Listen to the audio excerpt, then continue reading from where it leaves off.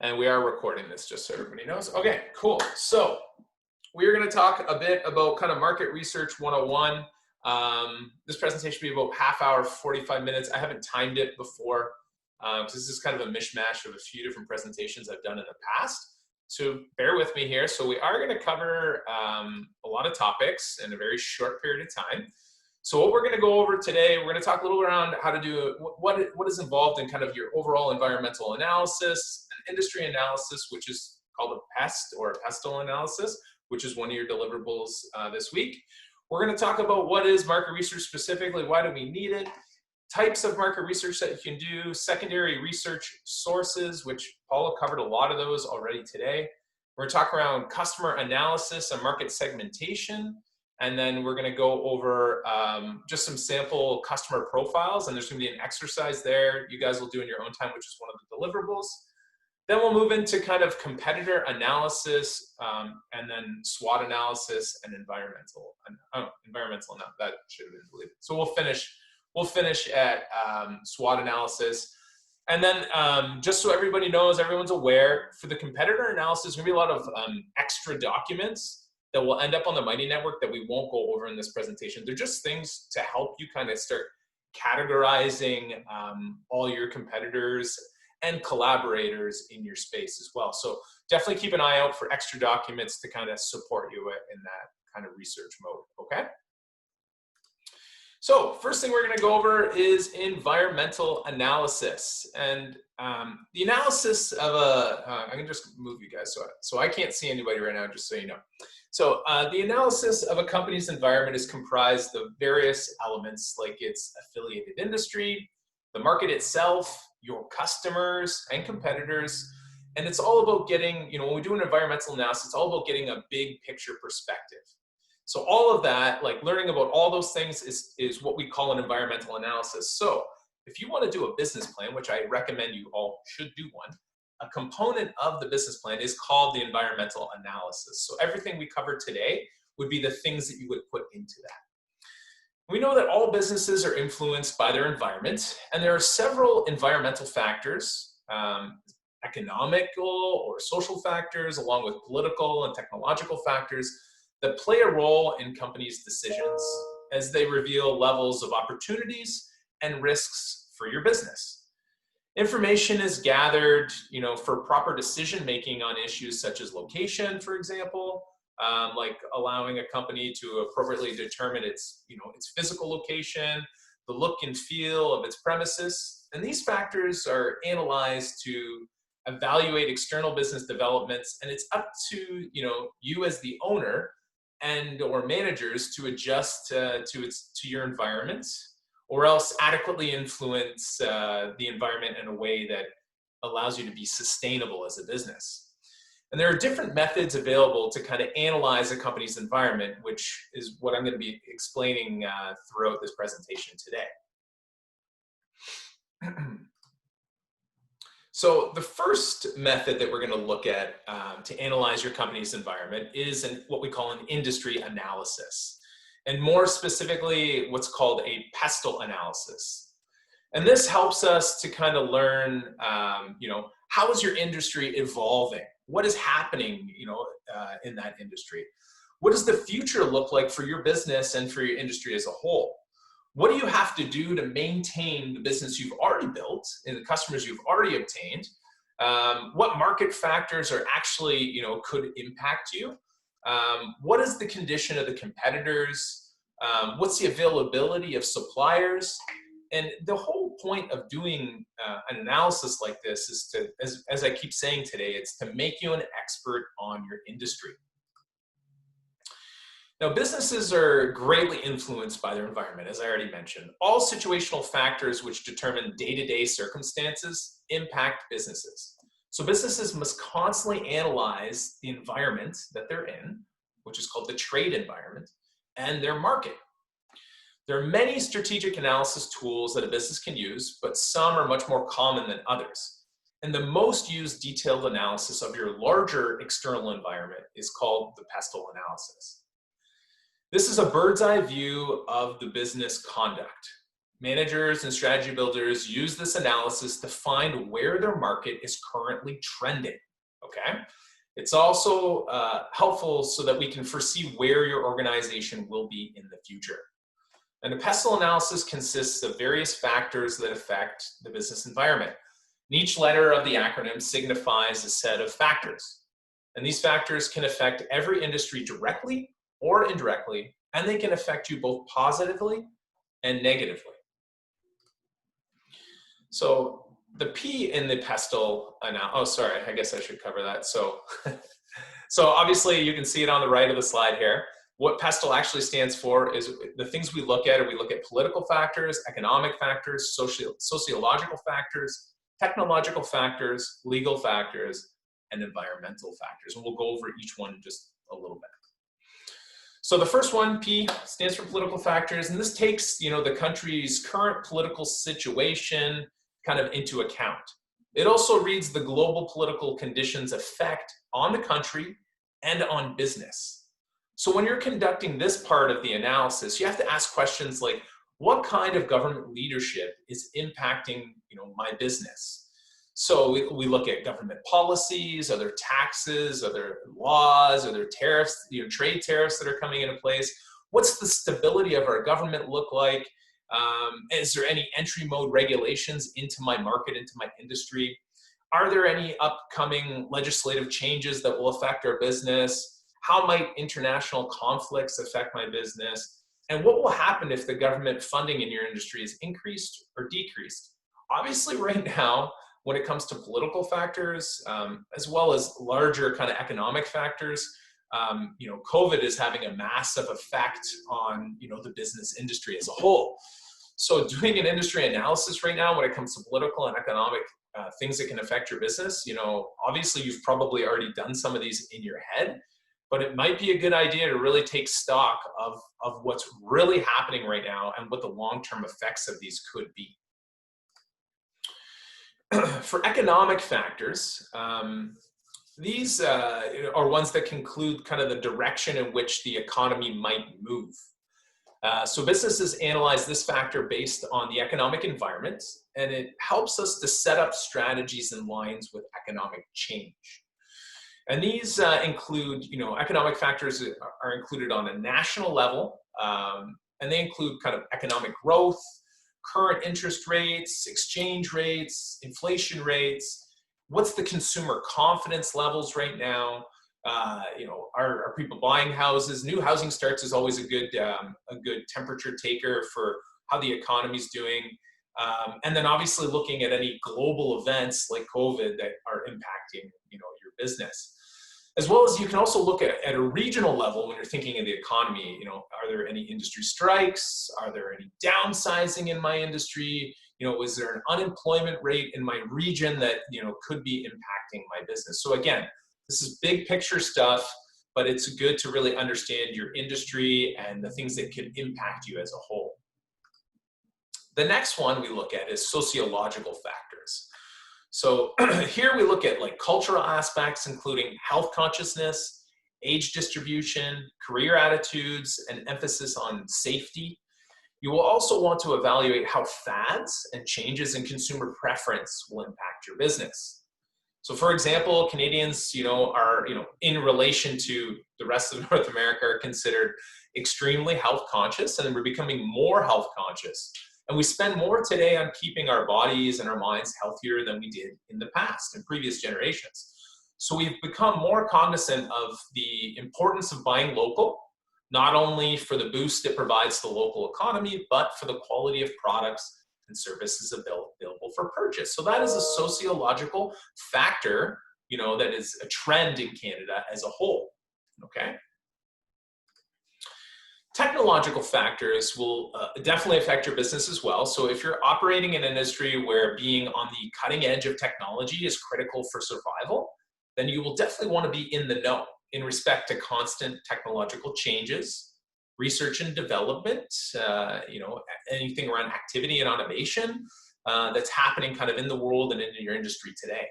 So you'll want to know when a product or service that you have, has become kind of obsolete, or when it's likely to happen to your product or service so that you have the opportunity to react accordingly. You also want to know, how can you utilize technology to improve the operations of your business? So what technological tools will you use? Has the distribution methodology for your product or service changed? So has there been any distribution advancements? Is there any specific, advancements that are coming? So, I'm just going to pick on Jared for a second here. So perhaps, there's like 3D printers revolutionized, a lot of manufacturing processes, they've given to the hands of the consumer. So, are there any advancements in welding, like, at home automated kits that could revolutionize, the welding industry as a whole, just making that up on the spot. But these are things you want to know. What innovative technological platforms are coming, that you can use to your benefit, but also could impact your business. The L for PESTLE stands for legal factors. And this is kind of looking at legislative changes, that might take place from time to time. So many of these changes affect the business environment. If a regulatory body sets up a regulation for your industry, for example, that law would definitely impact industries and businesses in our economy. So businesses should also analyze the legal developments in your respective environment. So some factors that you should be aware of are, other product regulations, employment regulations, health and safety regulations. If you have a patent, you may want to look at possible patent infringements, and of course, competitive regulations as well in your industry. The E, this stands for environmental factors. So things, that we're looking at here that you need to be aware of, are around, climate, weather, your geographical location. Could be around waste disposal. Are there energy consumption regulations? But a big one here is, the one that is impacting a lot of businesses today is people's attitudes towards the environment as a whole. What are your kind of consumers and the larger Canadians? How does that opinion towards the environment impact your business? A lot of you have mentioned, lowering your carbon footprint, doing what you can for the environment. So obviously you're taking this into account already, that Canadians are concerned about this and that your business is responding to that change. So there are many external factors other than the ones that we just mentioned, and none of these factors are really independent of each other. They rely on each other. Now, if you're wondering how you can conduct an environmental analysis, there's kind of 5 simple steps that you can follow. The first one is that you need to understand all the environmental factors before we move on to the next step. So you need to make sure that you understand the P, the E, the S, the T, the L, and E for sure. And then we need to collect, the relevant information that, that we need around our industry and our business. We then identify opportunities based on this. So are there opportunities that you can kind of observe based on your research? We then recognize threats that your company faces. So we may, in doing a PESTLE analysis, identify issues that could come about. So it's good to recognize those threats and respond accordingly by going into the final step, which is all about, taking action. Now, it is true that industry factors have an impact, on how your company can perform. An environmental analysis is essential to determine what role certain factors play in your business. The PEST or a PESTLE analysis allows businesses to take a look at major external factors from a bird's eye view and really understand, what factors will actually play a direct impact in your business. And many organizations use this tool to project growth of their company effectively, okay? So for you guys, this is kind of the first deliverable. I just kind of gave a template here. You can complete your own PESTLE analysis on your own time, but it's pretty easy. You just lay it out like this, and then, you want to do a little bit of research. It can be just very generalized. But you want to, understand and take a temperature of the different elements of the PESTLE analysis of what's going on in Canada right now, and understand how it's going to impact you.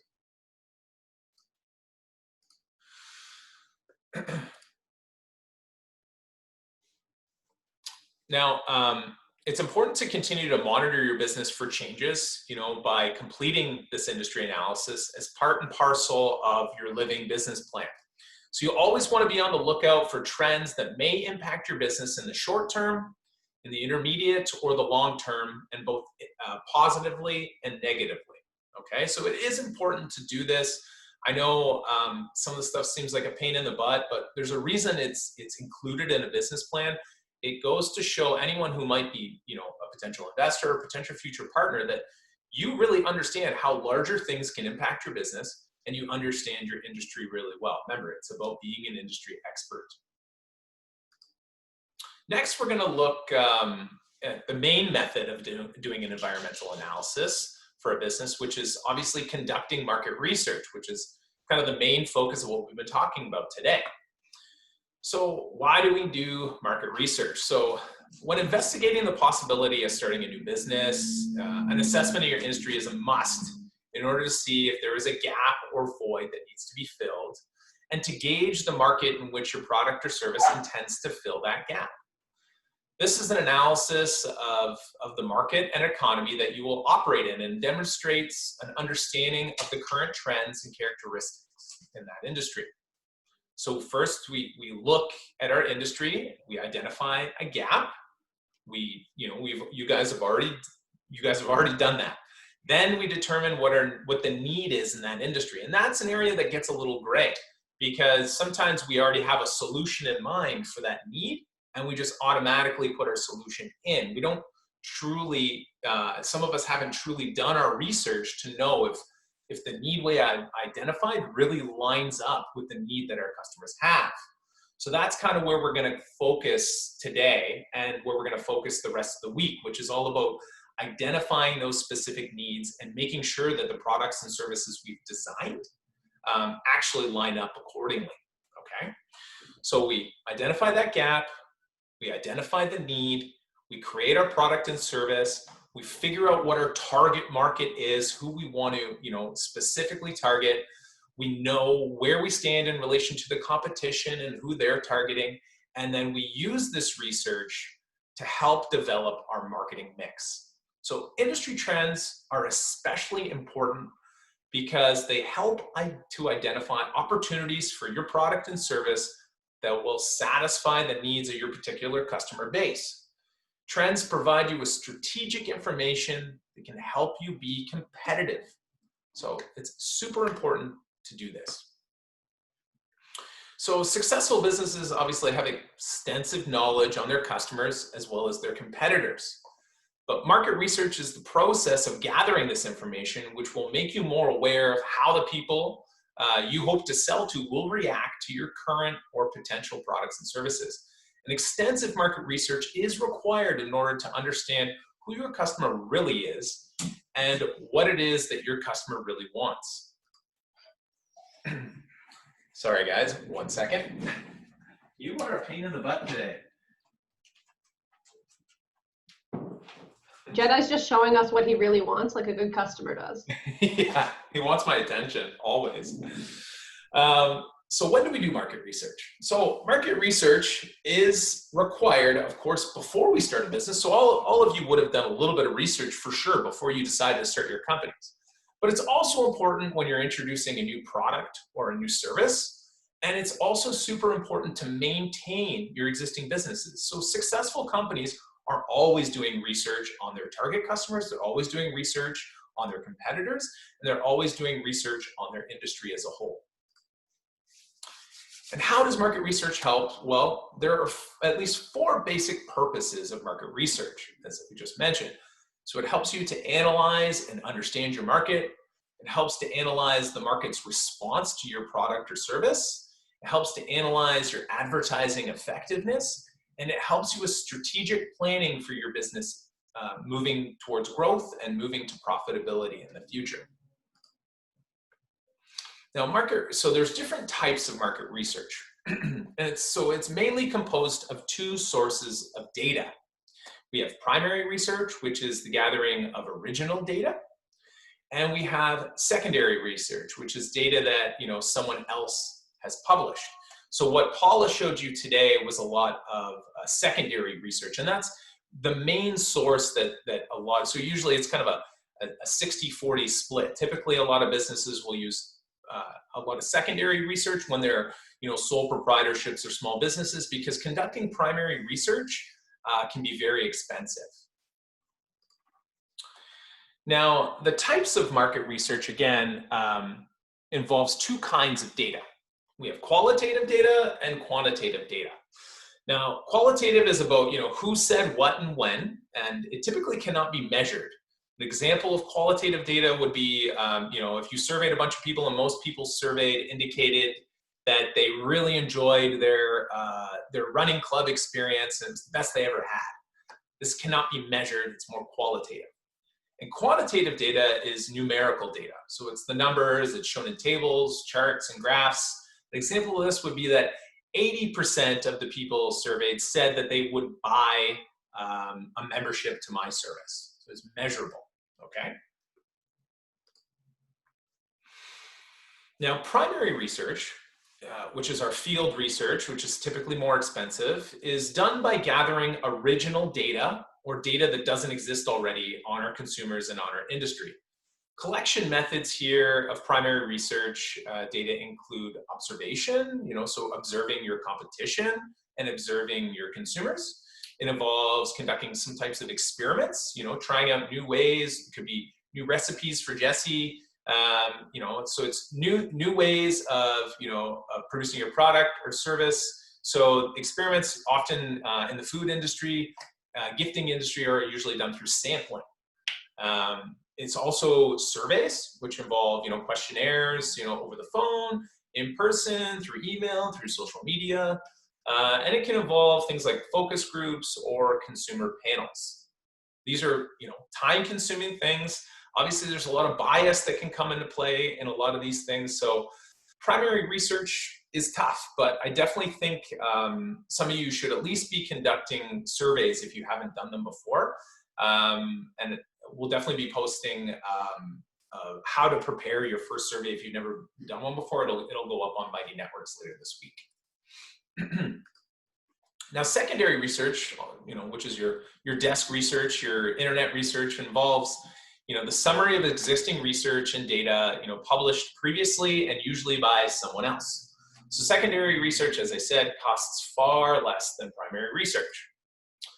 And you can conduct secondary research in a number of ways. Paula covered some amazing resources. These are just some more to kind of add on top of that, include some of the things she said, but it also has some other things I've come across over the years as well. So you can take a look at these in your own time when you're going through the slides yourself. More resources here as well. This is another one that's really good. As you saw today, the Prism 5 profiles are really awesome. If you're a more local-based business, you can also look at the London neighborhood profiles on the LEDC website. They're very detailed demographic information on London neighborhoods, and they have actually like consumer profiles in there as well. So super helpful. So definitely take a look there. Another source here.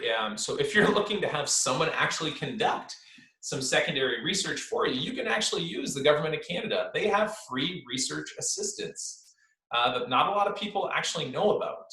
Usually takes like 5 business days for them to complete your research, but I put the link in here. They'll find you contact information for industry associations. So Jared, you mentioned that your industry is really tough to get information on.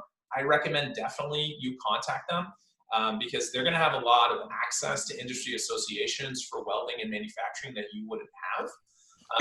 Be a good resource for you. Yeah, that's a great idea, actually, Dave. They are a little overwhelmed right now. So because of COVID, this may take a little bit longer than usual, but I definitely recommend, it's free, so you can't beat it. So that's there for you guys as well. Another thing to think about when you're doing your primary research is considering, this is when we can actually go back to businesses. So this is both an on-site, thinking through an on-site location visit or a website visit. So there's a lot that you can be learned from, a competitor's place of business. And you can do this personally through you, or you can actually hire a secret shopper service. But the idea is to, get inside your competitor's business and really look at it. A good example, I was a bartender for many years, worked for Moxie's for a long time in Windsor, actually, and in London. And we used to get competitors all the time. I knew all the owners of a lot of the other restaurants and bars in town, and I would constantly see the owners and managers. They come in and they would just sit down and observe. They observe the number of clients during peak and downtimes. They come in to see, what are people actually buying? What you want to learn is like average purchases that people are actually making. You want to see what in-house marketing is happening in the place of business. You want to look at their promotional material. You want to look at what their new prices are for that season. Every business does this, so it's very typical in almost any industry. So you should be doing the same thing. And if you can't get to the business physically, try to find ways that you can find this out through looking at their websites, through looking at their social media, and through, talking to their clients if you can gain access to them as well. Not all competitors are very willing to share information. So another thing I definitely suggest is even just asking managers and owners of other companies. They may be willing, if you're a student or a recent graduate looking to start a business, they may be more likely to actually to open up to you and talk to you. But, some definitely won't be. It really depends on your industry. This is where secret shoppers definitely come into play. And there's lots of services out there, and it's not as expensive as you really think. You only really need them to go in for a certain amount of time. So you pay them by the hour. It ranges from I think $20 an hour up to like $120, depending on the type of industry you're looking at. But it allows you, to collect quantifying data that will ultimately assist you in making good business decisions. So you're not being dishonest here, but you're a disguised observer of the business practices of your competition. And this is a standard in any industry. So don't think there's anything sketchy going on here, because it's not. Every single restaurant out there that's a franchise restaurant uses secret shoppers, and a lot of other industries use them as well. Hey, David. Yes, go for it, Omar. I just realized, actually, when I would ask other competitors personally throughout the years, how they did stuff, a lot of them actually opened up and went into full detail, because I realized that the ones who actually do open up are so confident in what they do that they don't even care giving you the information. Oftentimes, people will want to talk to you because they don't get asked those kind of questions about their business very often too. So, yeah, exactly. Happy to share. And I think people are, in this day and age, a lot of businesses are starting to embrace the collaboration versus competition. That networking effect that can happen, with collaboration is great. So, you don't know unless you ask. So you're definitely right, Omar. Exactly. Yeah. So if you do, get this opportunity to talk to an owner or a manager, you just want to make sure that you do a bit of general research first before you actually get into that moment where you can ask them a few questions. You definitely want to try to establish a bit of rapport with them. So you're not, coming off very salesy and you're more or less asking what can you do for me? You want to make sure you ask open-ended questions so that it leaves them opportunity to elaborate and explore.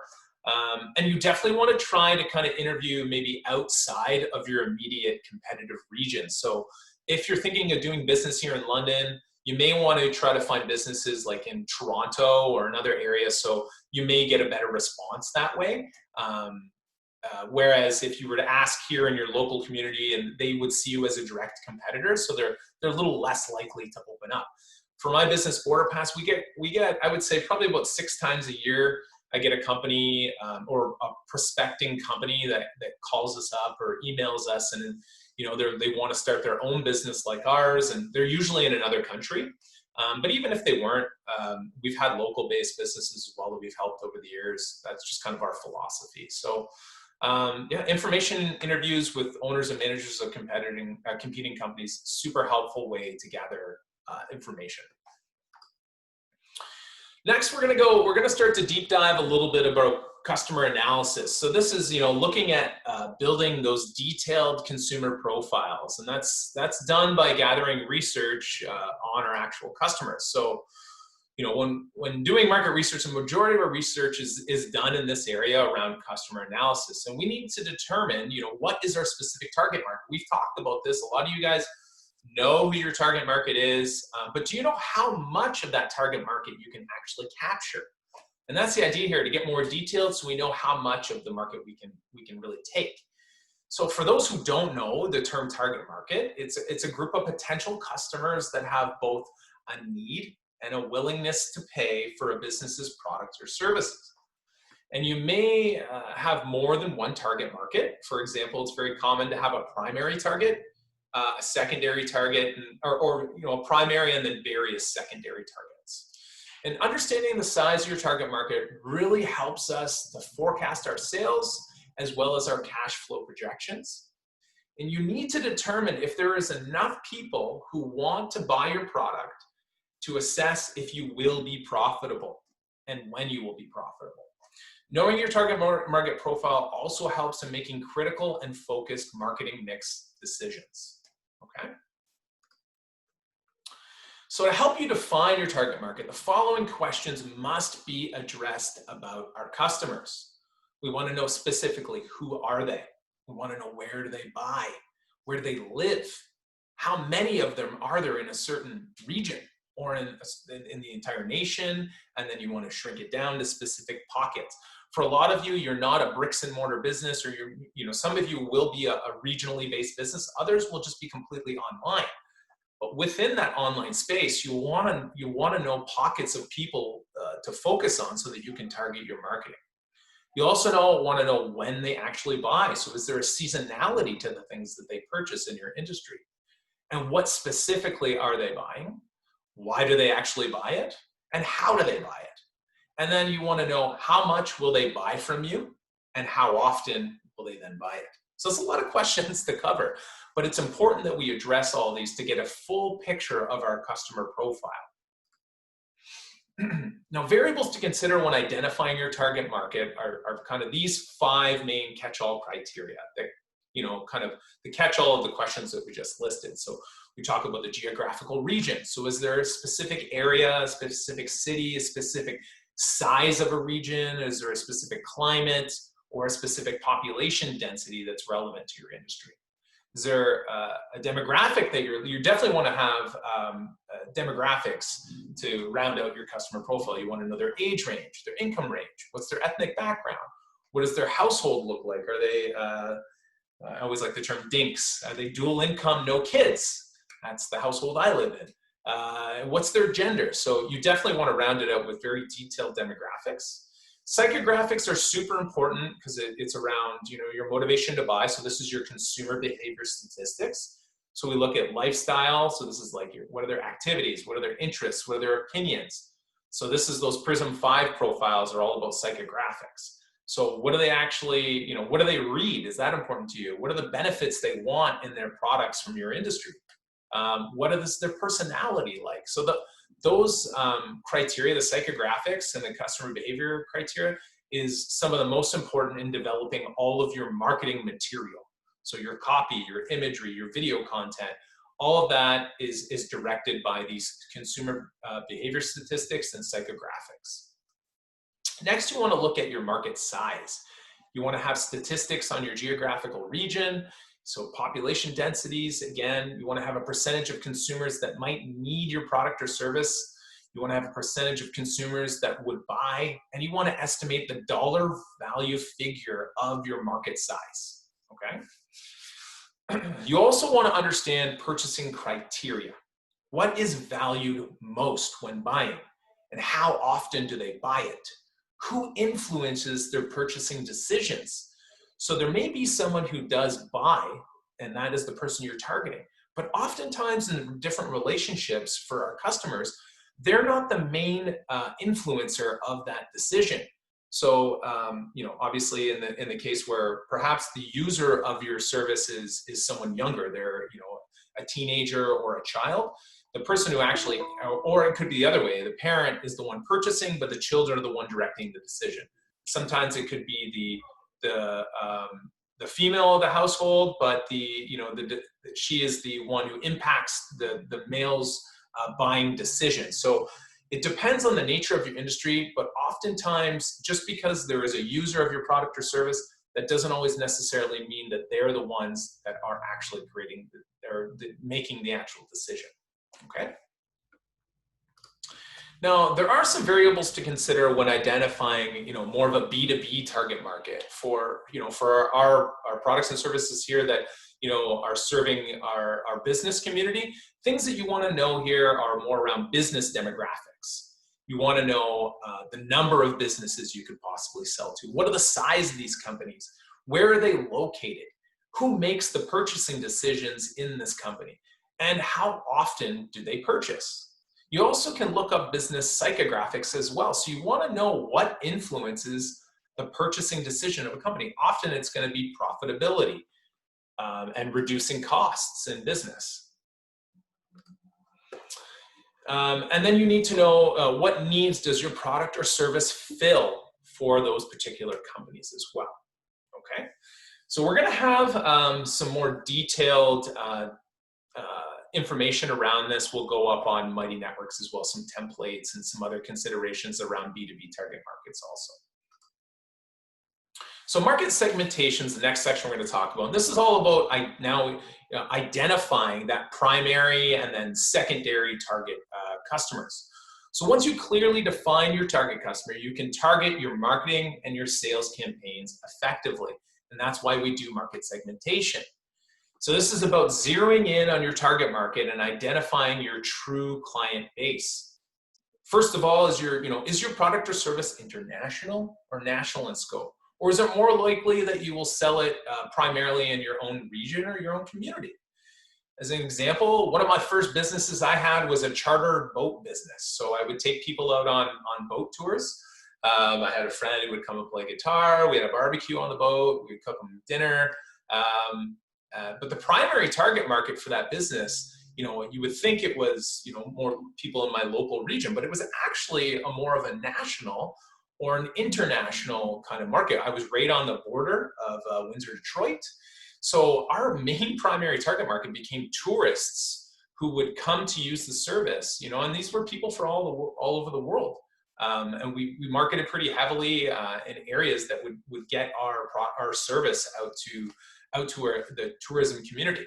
And our secondary market actually became more local. So this was, people who were having a special event to celebrate, or a company meeting, or a retreat to plan, or a company coming from out of town. I did a lot of birthday parties. We actually did a lot of anniversaries as well. So let's say your primary market is local or regional, and that you live in a community with a population around 300,000 or a little bit more, so kind of like London. So first, you'll need to do your research on the kind of demographics of your community and divide it into market segments.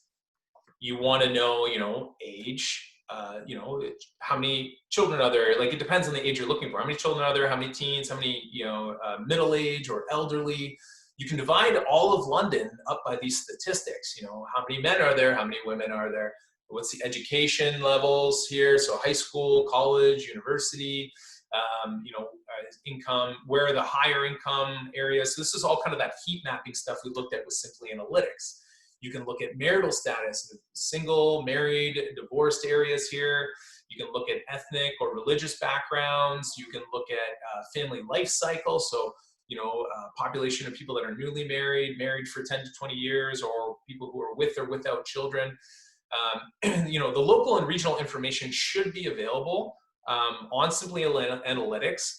If it's not available there, City Hall, as well as the public library, like Jesse said, London Public Library. You also have the Chamber of Commerce, as well as LEDC. All of these areas will give you very detailed demographics of this specific community. If you're looking for another region, so you want to move your business to another area, you can do the exact same thing in that community as well. You can find all of this information through the same typical resources in other communities, whether it's in Canada, whether it's in the United States. And you can, I don't know about in China, Kelly, but I'm sure there's other resources you can find there as well. So next, after we've done this, we need to segment the market as much as possible, then using psychographics as your guide. So then we go and we look at lifestyle, like we mentioned. So are people in this region more conservative? Are they exciting? Are they trendy? Are they economical? We look at social class, so there's lower, middle, upper class. We look at opinion based. So inside of the Prism 5 profiles, you can actually look up people by opinion of their political opinions. So it helps you to see if, where they kind of stand. Are they more conservative? Are they less conservative? Are they more opinionated? Are they easily led? Are they more liberal? There's lots of information on this readily available. You can also look up, profiles around activities and interests. So as Paula mentioned, so for soul runners, right?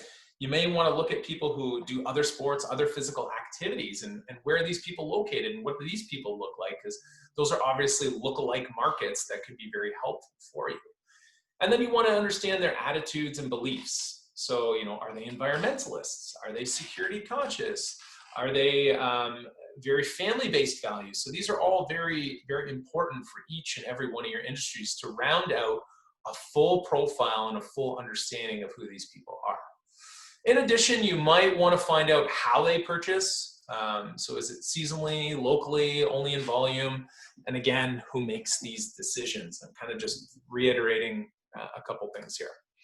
So it's important to know that businesses, unlike individuals, buy products or services for kind of 3 reasons only.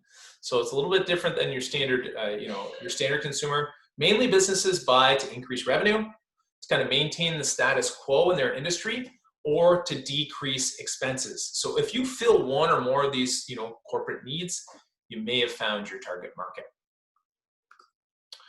So if you are a B2B company, you'll also need to consider the types of businesses, you also need to consider the types of businesses. You may want to look at number of years in operation, number of employees, what's their annual sales volume, again, location, how stable is the company.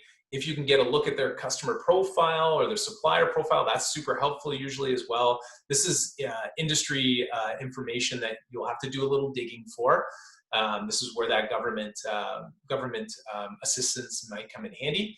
And then, always helpful if you can figure out, where your competitor is looking to expand in the future as well. So now we've done a little bit of this research. If you've gone and done it on your own, you're starting to get an emerging picture of who you think, your ideal customer is, or who you want it to be. So depending on the nature of your business, you might even be able to write, you should all be able to write a description of your customer at this point in time. And I looked at some of the descriptions that you had, and some were much more detailed, some were much more general. As an example, my target customer is a middle-class woman in her 30s or 40s who is married and has children and is environmentally conscious, as well as looking to be physically fit.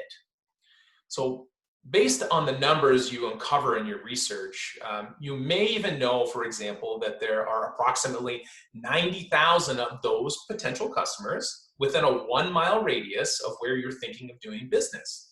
And it may well be that 30,000 of those people are already loyal to one or more competitors. But that still leaves 60,000 who are not, or who have not yet purchased the product or service from anyone. So do your research to really figure out what's the size of this market, how many prospects are there really.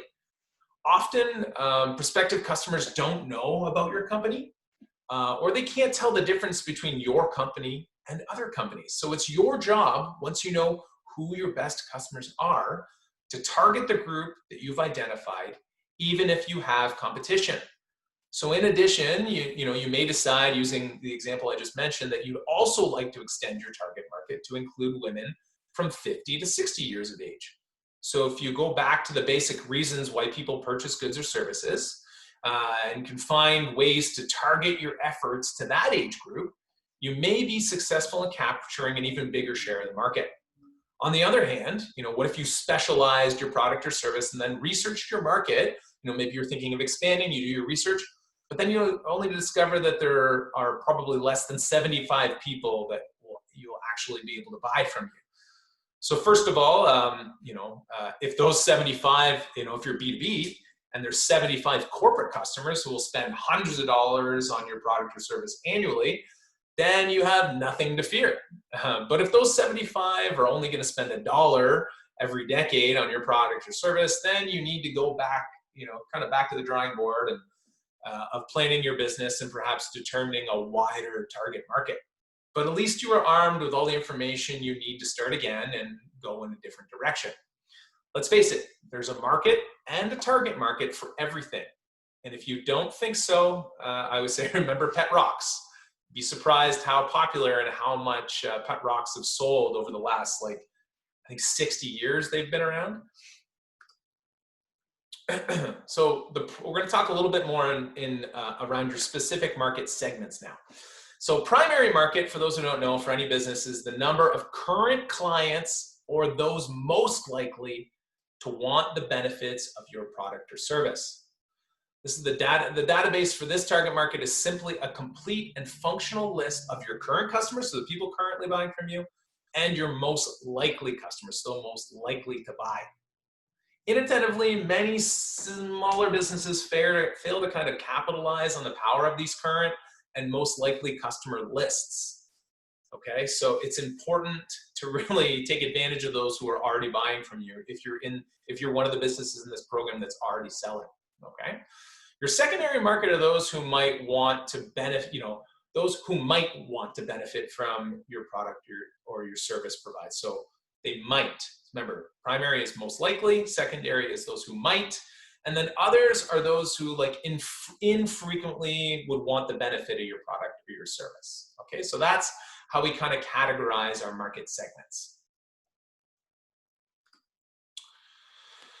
Now, to help you, build a solid foundation of your business, you must first identify your typical customers and tailor your marketing pitch accordingly. So to help you define your target markets, the following questions need to be addressed again. So I'm reiterating here from earlier. Who needs your services? Where can you actually find them? What will they buy from you? Why will they buy from you? How much are they willing to pay? Who are your competitors actually targeting? Who is most likely or more likely to buy it?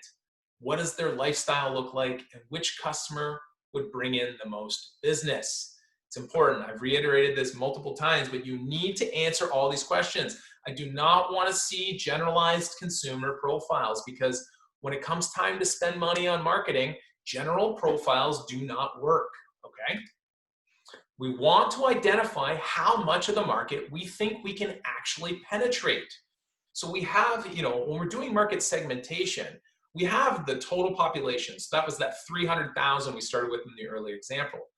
From that 300,000, we then have kind of our potential market. So the ones that we potentially could grab, but from that potential market are the ones that are actually available to us, the ones that we can reach through our marketing, the ones that we can afford to access, that we have enough research on that we can actually make them available to us. So from that total population, it goes down quite significantly.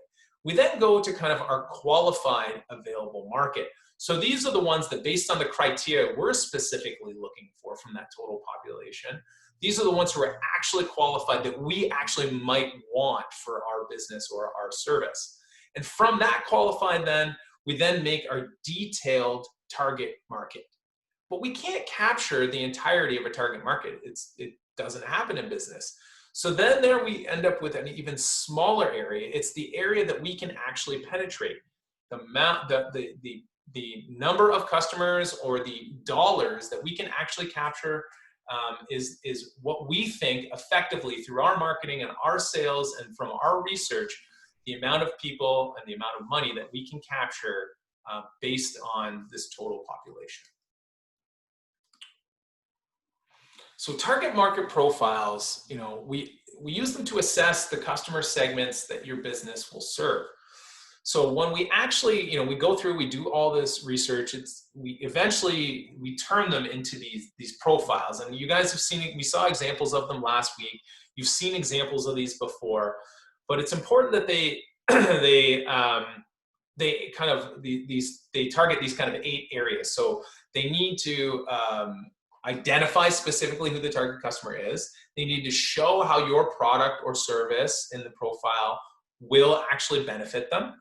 They identify, if your client, what their actual needs are. It identifies, if there's enough people to fit this criteria. It also helps to understand what drives your target market to make decisions. It helps to show if they can afford your product or service, and it helps to show what kind of messaging that you're going to reach them through, and as well if they're easily accessible. Okay. So as an example, I have our growth wheel customer persona here.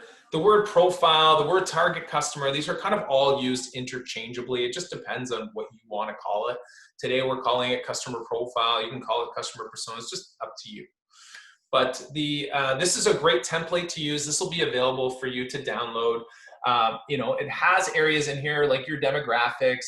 It has, areas for the psychographics. So demographics are kind of on the left of the little picture of the person. The psychographics are on the right-hand side. And then at the bottom, it's all about understanding their current situation. So it's, what are the challenges they face? What are the needs they have? What circumstances surround their buying behaviors?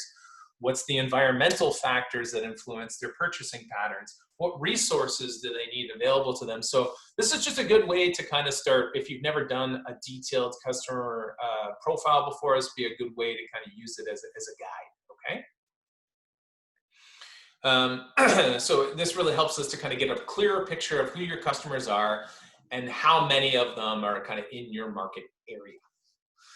I have some other notes here, just kind of added in. So knowing what's important to your customer is often more important than knowing the more obvious things, such as age and income. So where your customers live may define your market area or your business playing field, but the thing we really want to know is more around the less obvious stuff. And this is more about understanding their consumer behavior side. So the psychographics, I find, are definitely more critical for you making decisions about how you will promote your product and your service. Okay.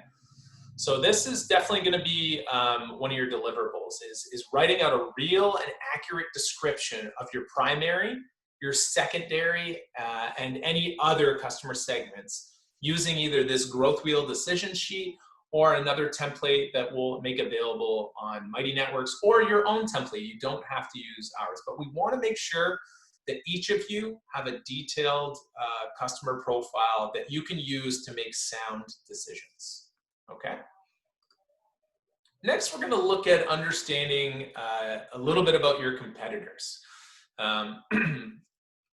This is done, it's very important if you haven't done this already, because it helps us to develop strategies to outmaneuver them. So if we don't know our competitors, how will we know how to be better than them? And almost everyone in business understands the principle of trying to offer something better than what their competitors are offering. Gaining an advantage is key to success and even survival in business. However, many of the so-called advantages those businesses rely on can be easily copied, stolen, or negated. So real competitive advantages like, brand name recognition, patented manufacturing processes, or exclusive rights to certain resources cannot be easily copied. So information such as how your competitors price, market, and sell their products can help you differentiate your business. And a good understanding of your competitive environment may identify areas that are currently not being targeted. Hey David. Yep. Just got a quick question. Let's just say you're starting a company and you've only got maybe 1 or 2 competitors, and you're trying to figure out more about the company, but these people are maybe impossible to reach. What kind of second take would you have on kind of figuring out more about them? So you're saying you can't reach your competitors to gain more knowledge? Yeah. So how would you take a second approach to that? That's a good question. Like, it, if you're in an industry where it's like really locked and that competitor information is difficult to get, the one way you can kind of circumvent it is going to their clients. And that's what a lot of industries have to do. You find ways to get access to their clients and find out what they like or they dislike about them. Because some industries are very protected, right? Like they don't want to share that information with people, and and especially if they're a private company. And so you can't actually look up that information. So customers are usually, depending on the industry, right? So it's not always the way you can go. It's just, like I said, not every industry is going to be super easy to grab all this information. But yeah, I find customers are one really great way to kind of circumvent that. So Yeah, this is definitely. where, if you're in an industry where you can get to a trade shows are a great way to do competitor research as well, because you can talk to buyers and you can talk to potential suppliers, and then you can talk to the companies as well. And that's a little difficult. Like obviously you guys are in, the delivery industry. So, getting information on FedEx, you can get public information because I believe they're a public traded company, correct? Yeah, definitely. So then all that information is readily available to you. You just have to look it up online. But if it was a private delivery company, it's going to be tough. And so the best way to go about it is to, like we said before, try to reach out to a manager or an owner and establish some type of rapport. There's a reason why people pay thousands and thousands of dollars for competitive analysis reports in certain industries. It's because the information is all protected. So there is no straight and easy answer, unfortunately, Omar. Sometimes it's a cost of doing business. You have to pay for industry reports in some industries because that's just the Yeah, only thing that's available. yeah. I kind of understood that. Like, I kind of knew that would kind of like lead to that because, nothing's easy. We got to pay for what we want, right? Right. Whether it's time or money. But thanks for the answer, David. Hey, no problem, Omar. So doing a competitor analysis, it involves three main parts. You identify your competitors, both direct and indirect. You identify their strengths and their weaknesses, and you define your competitive advantage in relation to them. As I said, there are three types of competitors to analyze. We have direct, which offers exactly the same product or service that you do. We have indirect. These are the ones who offer a similar or alternative product or service that's more or less, meeting the same needs that you have. And then we kind of have the DIY competitor. So this is your do-it-yourself consumer that's on a budget, that the customer needs to kind of allocate. So these are kind of your kind of case-by-case competitors as well. So where do you find this information on competitors? So we can look, this might help answer your question a little bit, Omar. So, we can look at customer surveys. So again, putting out, this is surveys that your competitors have done on their own customers. This is all surveys that you can do, asking for information on the competitors. You can look at suppliers, obviously their websites, like your competitors' websites. You can hire secret shoppers, or you can be a secret shopper yourself. You can do those information interviews that I mentioned. You can look at their marketing collateral, their social media. You can look at reviews and testimonials that their customers have left on their websites, on their Google My Business pages, and on other pages. You can subscribe to trade journals for that industry. Trade shows are another great source. You can go to actual markets, like, depending on if you're in agribusiness, markets and craft markets are a good place to go. Business directories are a great way to look for information, as well as trade associations. Now, every company has a unique set of strengths, and it's critical that you define what yours actually are, as well as your competitors. So, if you haven't done this yet, if you haven't done a SWOT analysis, it's good to brainstorm this, and to perform a formal action. And that's why we'll actually do this as one of our deliverables. So SWOT analysis stands for, strengths, weaknesses, opportunities, and threats. And this analysis helps you compare you and your competitors and define ways to take advantage of marketplace opportunities. And this analysis is a method for examining, these 4 areas that, that face your business. So not only should you assess your competitors, but your own business as well when you're doing this. Now, for strengths, when you're thinking of listing off your strengths and doing this yourself, you need to consider, kind of your strong points. So this should be both, from your own and your customer's point of view. And you don't want to be modest here. You want to be realistic. Okay, so this is where we want to be very realistic about our business. So things to think about, questions to ask are, what distinct advantages does your company offer, as well as distinct advantages your competitor offers? What do you and your competitors do well? How do competitors successfully satisfy needs, and how do you successfully satisfy needs? And why do customers say they enjoy doing business with you and with your competitors? And is there anything you're currently offering that cannot be copied by your competitor now or in the future, and vice versa? For weaknesses, these evaluate your company's weaknesses not only from your perspective, but also, again, the perspective of your competitors. So you do this from a competitor's perspective as well as your own. And it's difficult sometimes to think about and discuss your own weaknesses. Often I've ever been in a job interview, what weaknesses you have? Oh, my weaknesses are that I have no weaknesses. Well, you can't really do that here. It's best to be very realistic now and face any unpleasant truths about your business as soon as possible. So what does your company do that can be improved? What does your company do poorly? What should be avoided? What do your competitors do better than you? And do competitors have a particular market or segment locked up that you can't access? Okay? And what do your customers look for and not receive from you is another question to ask as well. So remember, you're doing this as an analysis for you and an analysis on your competitors also.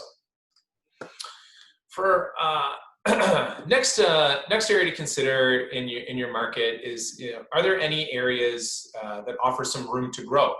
And opportunities can come from, changes in technology and markets on both a broad or a narrow scale. They can come from changes in government policy related to your industry. They can come from changes in social patterns, demographics, and customer lifestyle changes. They can come in the form of local events, such as closing of another business near you. So for you, you got to ask yourself, what and where are the interesting opportunities in my market? What are the important trends occurring in my local and regional areas as well as across the nation? What do you anticipate happening in the future that may represent an opportunity? And is there room for another player in the market? And what changes have left an opening in the market? Okay. When we look at threats, although we don't like to think about them, we all definitely face them in our businesses. Many times they're out of our control a lot of the times, such as a downturn in the economy that we're facing right now. That is completely out of our control. Also, a shift in market demographics, or perhaps a new, major player from another industry decides to pivot and move into kind of your region. So, maybe Good Life Fitness decides they're going to run localized small running clubs. How does that impact soul runners, right? So it's critical to think about and be prepared for such events. So questions that you need to ask yourself here are, what are the obstacles that your company faces? What are your key areas of risk? What is your competition doing that could take businesses away from you or stunt your company's growth as a whole? How easily can your competition adapt to changes in the environment? Are the required specifications for your products or services changing? Is the changing technology, or is there changing technology that's threatening your position in the market? Do you have cash flow problems that could keep your company from acquiring new technologies, staff, or equipment? How difficult are barriers to entry to your market and to your industry? And how do you think competitors will respond to you once you're really launching and once you're impacting the industry?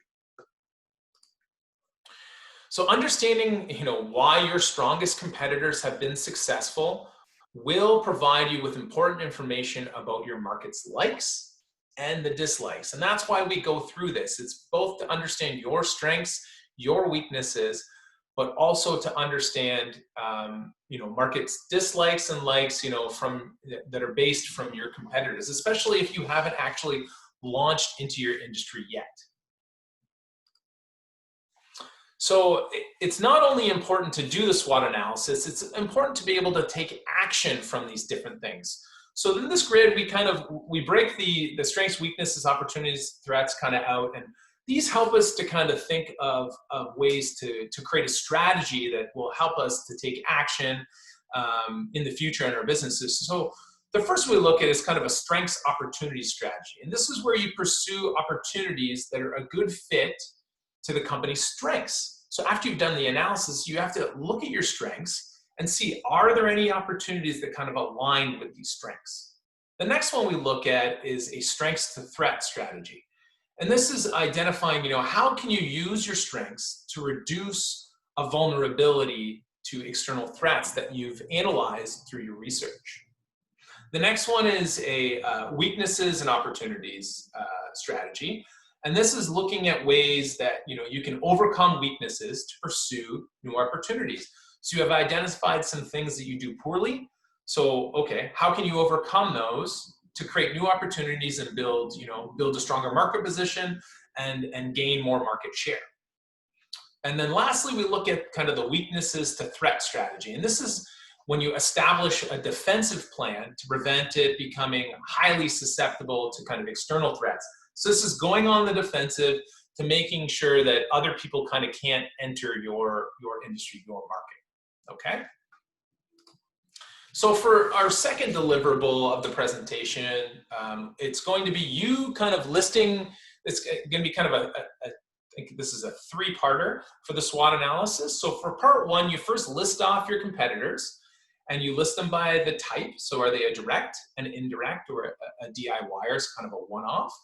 And then where are they located? So is there a region that they're particularly located in, or are they more international if you're online only?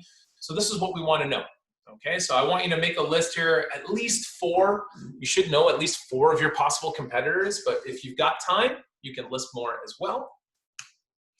And then you're going to go into part 2, which is actually doing the SWOT analysis. So you're going to assess the strengths and weaknesses of your competitors first. So we're doing competitors first, and then part 3 is doing it for yourself. It's a self-SWOT. So you assess the strengths and weaknesses of your competitors from the point of view of your target customer. So you want to think like a customer when you're doing this, not like you as a competitor. So you're going to go through and you're going to look at first strengths, what your competition excels at, what potential, look at their weaknesses. So some of their barriers, some of the things they don't do great, and then look at opportunities. So how can your business capitalize on the barriers of your competitors? So this is so when we do the strengths and weaknesses assessment, it's from your competitor perspective. Then opportunities or threats are more from your perspective. Okay. So that is kind of that's where part 3 comes in. So you analyze competition for opportunities and how you can be a possible threat to them. So when we do the second part, so I guess I realized I didn't lay this out great, so I apologize, guys, here. So when we do this first part, the green is what you're doing on your competitors, and then the light green is what you're doing kind of on yourself, okay? So this is the self-SWOT is, making sure that you don't miss opportunities for your business and making sure that you're being realistic about any threats to your business, okay? Does that make sense for everyone? And then the second part to the self-SWOT is then going back and actually assessing the strengths and weaknesses. So I'm going to just delete this here. I'm going to rearrange this before I send these out, so this makes sense. So I kind of mix my tables up here. So, but basically, to summarize, you guys are going to do strengths and weaknesses for your competitors, and then you're going to do opportunities and threats for yourselves. Okay? Make sense? So a couple of rules when you're doing this yourself. Make sure you're being realistic about your strengths and weaknesses as you're doing it yourself. Make sure you're being specific. Make sure that you're analyzing the data from your target customer's point of view. And make sure to study your competitors of, a same or a similar caliber. So you don't want to hold yourself up to unrealistic expectations by, an industry competitor that's, someone who's been in business like 30, 40 years that, is difficult to get to. Try to look for competitors that are, more similar or closely resemble you. If you can. If they don't exist, then they don't exist, okay? And then make sure, remember SWOT is subjective, that your own bias goes into that as well. So just be careful. And then we always have to remember the 80-20 rule. So in business, improvements can often be achieved by identifying 20% of the customers, 20% of the activities, 20% of the products or processes that all account for 80% of the contribution to profit and maximizing your attention that you pay to those 20%, okay? And with that, I am finished up. And that puts us at 1:20. I think we had Paula's presentation a little longer than we expected. And mine was a little longer than I expected. So I'm gonna leave this video up for you guys. It's about another hour. So what I'm gonna do is I think I'm gonna give you guys access to this on the online platform instead. I definitely think that you should watch it because it's really important, and it's from someone who's a very expert market data researcher and also a marketer. So she's not just a researcher, she's also a marketer. So this video is super important to just kind of give you a perspective on how you want to maybe shape your consumer profiles. I watched the whole video in its entirety as well. Like, she even mentions welding in here, Jared. So definitely worth watching. And then another thing to note today as well is we're going to release the other deliverable, which is the Mars course, which is Introduction to Market Sizing. So a lot of what I covered today is more about, building your customer profile, identifying those demographics and psychographics for your customers. But the difficult part of doing research is really around, as a layman, is understanding the true size of your market. So that's why we have this course for you. It's a 30-minute online course, and it's designed to help you understand how to calculate an accurate size of your market. So I'll make this available to you and provide you the link, and you'll be able to access this today. So you can. So what we expect from you guys is. So I'll just show you actually, if I click it here. I'm just going to stop my share. Give me one sec. There we go.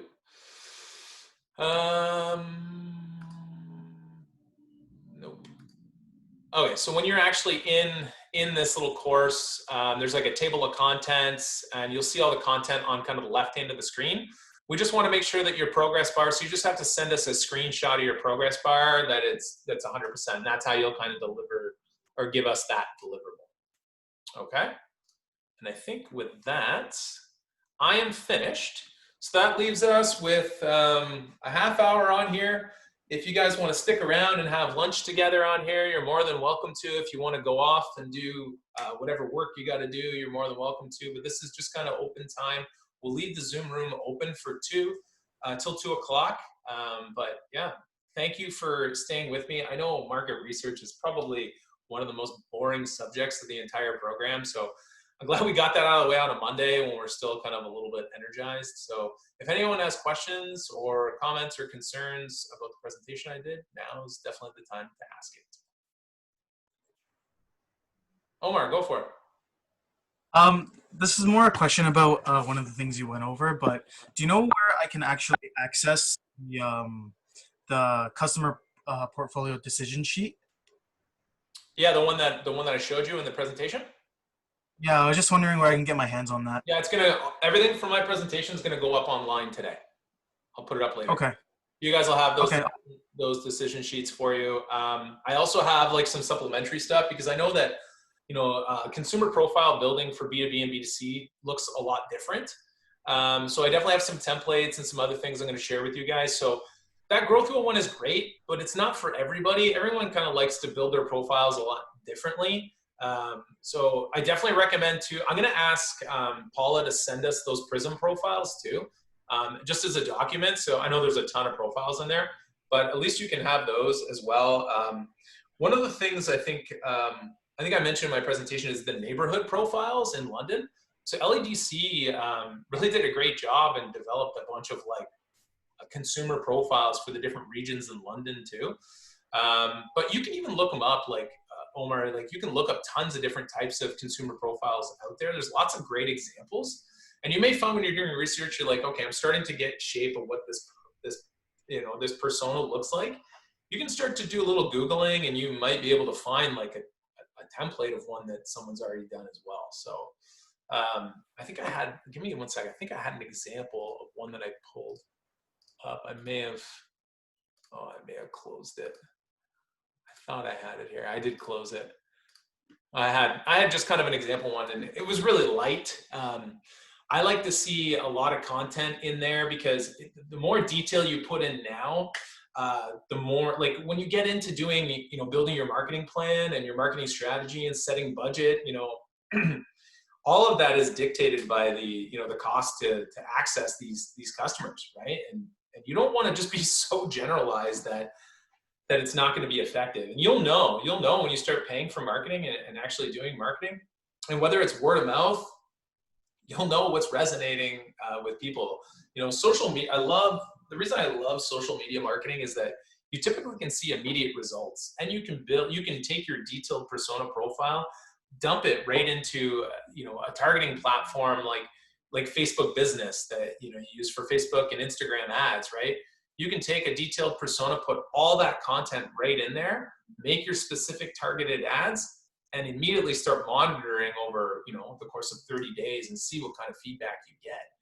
But if you don't have that information and you use the default settings of the platform, you're going to get some feedback that is very generalized and isn't really all that valuable. That was good. I liked everything you said today, Dave. I'm gonna head out. I gotta go do some work. So awesome. Video. Have a great day, guys. You too, Jared. Tomorrow. Take care. Any other questions? Suraj, go for it. It's just not about the presentation, but about the meeting today that we're gonna have. I did not find any Zoom links or anything like that for the meeting. Yeah, for our office hours? Yeah. Are they not on the platform? I'm pretty sure we put them up there. It's not a Zoom link, it's our Whereby link. Oh, right, yeah. Okay.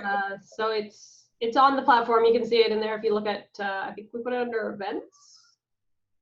Oh. Not actually 100% sure what tab it's under, but you'll find it there. Like, the URL is just whereby.com/leapjunction. It looks like it got dumped into past events. Because we didn't put one every day. Oh yeah, found it. So I'll change that. Yeah, I'll send you the link right here. Just one sec. Okay. I'll just put it in the. I'll change this from an event. We'll change it to just a posting, and it'll stay. So that link's always the same for the office hours. Perfect. Actually, and just if this is easier for any of you, if you got a bunch of emails from me this weekend, I hope you didn't, but I updated all of our Zoom links. So now it's actually the same link every day. So if you just want to save the link, you can just reopen it every morning. If you don't want to have to go in and find it, just put a bookmark to the Zoom link. So should be the same from here on out till day 27. Yes. Thank you for doing that, Kelsey, because that was probably a very annoying task. It was so fun. It was a great way to spend a Friday afternoon. It took me an embarrassingly long time, so I'm not going to tell you how long it took. Any other questions? No? Okay, cool. Was it helpful? Like I said, that was kind of a mishmash of a few presentations. You guys understand the deliverables, pest analysis, building a customer profile, and then doing your SWOT analysis? Cool. I'll make sure. I'm sorry, my slides got a little mixed up. I think I added that SWOT analysis part late last night and it got a little messy, I think. And I'll make sure it's clear when I lay out the deliverables. I also want to say hello to Christine. So you guys may notice another new face on here. This is Christine, who we mentioned earlier. Christine has a business called Qualia Hub. And Christine, why don't you say hi to everybody? Introduce yourself. She can't talk. She Oh, can't. you're Yeah. babysitting. Oh, I'm sorry. Okay, well, we'll save it for tomorrow then. Thank you for joining us. Christine will be here in the morning, and we'll get her to give us a rundown of her business, and we'll play the value proposition roulette again. So stay tuned. How many, just show of hands quickly, how many of you guys, before starting your business, conducted like in-depth research? Suraj? As much as I could. I'm not sure is that enough or not, but definitely need more. How many of you were like, I just have this cool idea and I'm going with it? Everybody loves hot sauce. There you go, right? I mean, like, it was a little different for me though, because when I was starting my graphic design company, I couldn't really like study or like look at other designers and say, okay, like what are they doing that I'm not doing? Everyone was just trying to find clients. So that's what I was just trying to do. It was a little hard to study from them. Do you guys understand why we go back and do this, right? It's important that, you know, even if you're already having customers now, you're always going to be in the struggle of getting and acquiring customers. If you don't have a full understanding of the size, and the scope of your market, and having like real, like understanding truly who you're targeting, it makes it difficult to constantly acquire and build on that and grow your business. So I know this stuff sucks. And there's a, you know, like if I had a ton of money and I was a startup, I would be like, you know what, I'm just going to pay someone to do all the research for me. But that is never the case for startups. They don't have the money. So it sucks, but I think it's really important stuff that you should all spend some time doing. We can't even afford the noodles you were eating the other day. Are you kidding me? Market research. Right, it's actually important to pay attention so that you don't have to pay someone to do it. Yeah, that's true. That's true. Yeah. With that, I guess, yeah, I'm finished. So I think I will leave you guys up here. I'm going to just run to the washroom. Kelsey, anything else to add for today? Nope, I'm good. Yeah, so basically how this part's going to work, Dave's actually on the Leap account, so he's the one holding this meeting right now.